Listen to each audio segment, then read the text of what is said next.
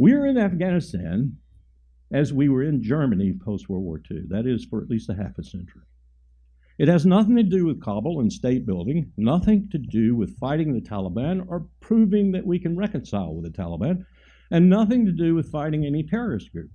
It has everything to do with three primary strategic objectives. And I really, as a military officer, as a professional, I don't necessarily object to these objectives, but I believe the American people probably ought to be told about them, and there ought to be a debate as to whether or not they want to spend their money on these objectives. First objective is to be in the place that Donald Rumsfeld discovered was the most difficult country in the world to get military power into in 2001, and take my word for it, it is.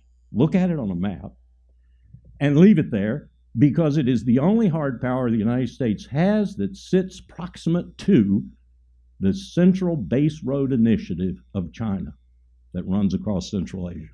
If we had to impact that with military power, we are in position to do so in Afghanistan. Second reason we're there is because we're cheek and jowl with the potentially most unstable nuclear stockpile on the face of the earth in Pakistan.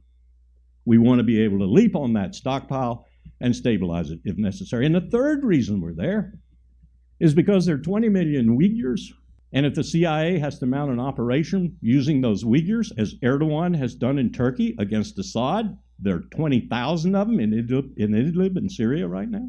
Well, the CIA would want to destabilize China, and that would be the best way to do it, to foment unrest and to join with those Uyghurs in pushing the Han Chinese and Beijing from internal places rather than external.